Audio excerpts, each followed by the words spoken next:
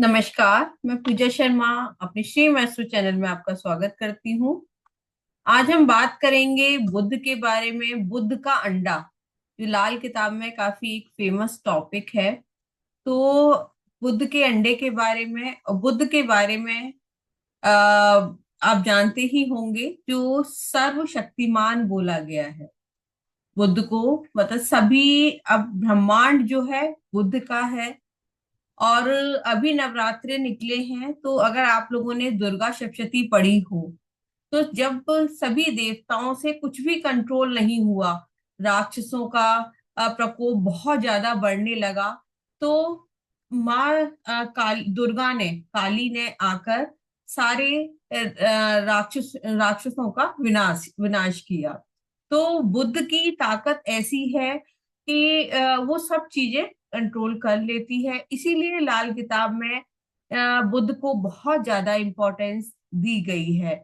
और हम ज्यादातर लाल किताबी जो है जय माता दी कह के बोलते हैं।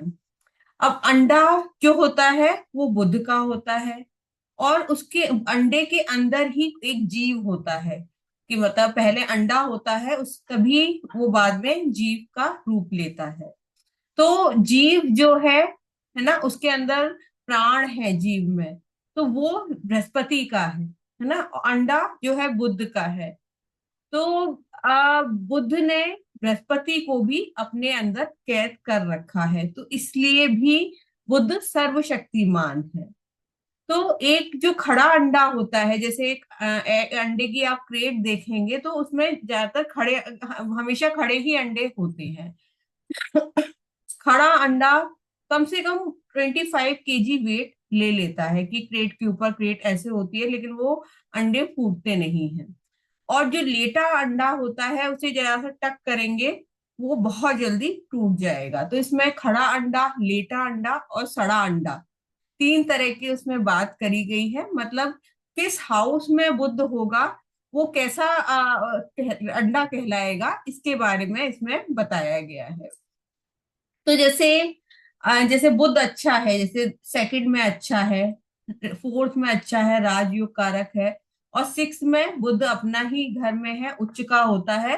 तो इसमें खड़ा अंडा, थोड़े से ये लोग जिद्दी स्वभाव के तो होते हैं, अकड़ तो होती है, लेकिन वैसे बहुत अच्छा होता है, कम्युनिकेशन स्किल बहुत अच्छा होगा। और राजयोग कारक होता है, बहुत अच्छा होता है खड़ा अंडा, 2 4 6 में। लेटा अंडा जो है 8 और 10 में बोला गया है। तो ये ज्यादा अच्छा नहीं बताया गया है। 8 में तो बिल्कुल भी अच्छा नहीं है। 10 में घर का बुद्ध जो है शनि जैसा बताया गया है। लेकिन इसमें शनि के लिए की बात नहीं करेंगे, लेकिन 8वां और 10 का जो है लेटा अंडा कहा गया है, ज्यादा अच्छा नहीं है।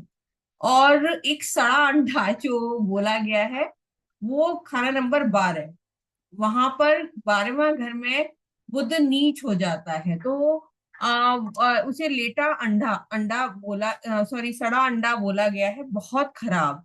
मतलब जब तक इनके घर में बहन बुआ बेटी रहती हैं, वो परेशान ही रहती हैं। शादी के बाद ही उनकी लाइफ में सुकून आता है। और खुद की भी लाइफ में कहते हैं वो जहां जाएगा वहां परेशानी क्रिएट हो जाती है, और प्रॉब्लमेटिक ही होता है। तो ये हो गए अंडे के बारे में।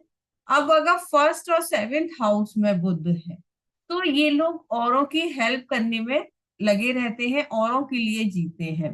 पता है, इनको अच्छा लगता है औरों की हेल्प करना। अगर सॉरी, अगर बुध 3 9 11 12 है ना, और 8 में है, तो इसको जो है ज्यादा अच्छा नहीं बोला गया है। मतलब ऐसे लोगों की कम्युनिकेशन स्किल बहुत खराब होती है। जो भी बोलेंगे ऐसा बोलेंगे, मेनली 3 8 9 12, इनमें जो भी बोलेंगे लोगों की बातें बहुत ज्यादा पिंच होती हैं। और आप ये देखेंगे कि अगर जिसका बुद्ध खराब है, जैसे तीसरे में है, 8वें में है, 9वें में है, 11 12, तो ऐसे के यहाँ ऊन के बंधे हुए गोले, है ना, इस तरह की छत पे कबाड़ पड़े रहना, घड़े उल्टे पड़े रहना, चौड़े पत्ते वाले पेड़ इनके यहाँ काफी ज्यादा होना, और जो भभूत, और सूखे हुए फूल कलेक्ट करने का इन लोगों का मेनली शौक होता है, जिनका बुद्ध खराब होता है।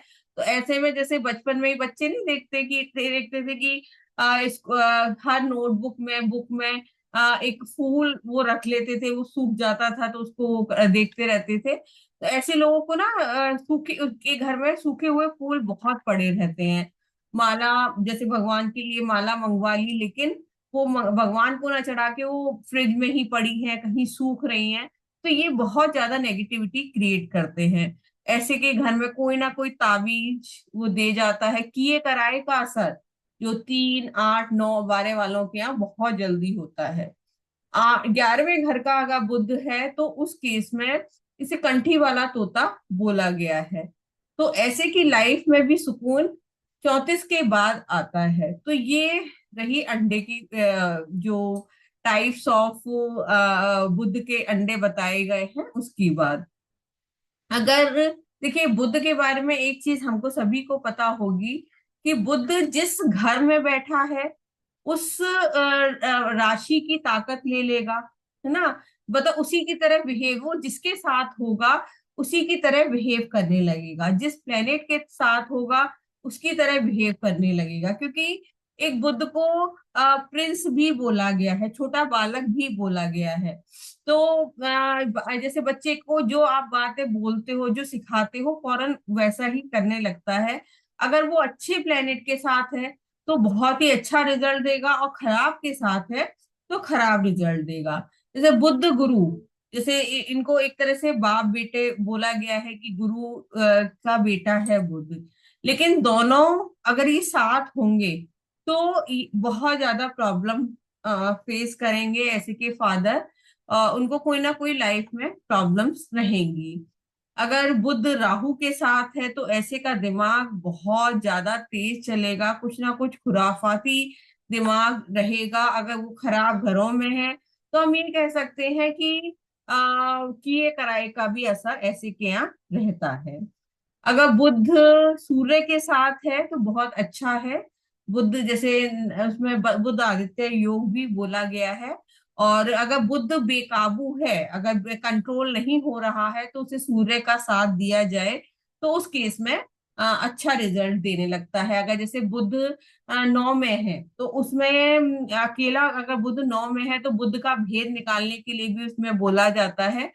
तो और जिसका फिर भेद निकाल के किसका रूप लेके बैठा है उस रंग की गोली भी रखवाई जाती है। तो सूर्य के साथ बुध बहुत अच्छा रिजल्ट देता है।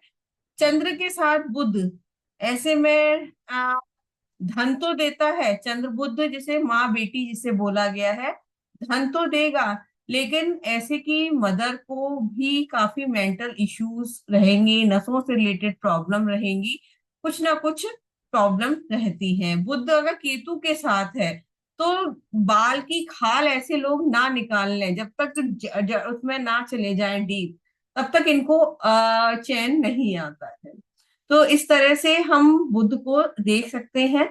तो ये वीडियो आपको कैसी लगी? और मेरा लाल किताब का कोर्स शुरू होने वाला है, आप ज्वाइन कर सकते हैं। और आपको कंसल्टेशन लेनी हो तो 9650023791 पे आप कांटेक्ट कर सकते हैं। धन्यवाद।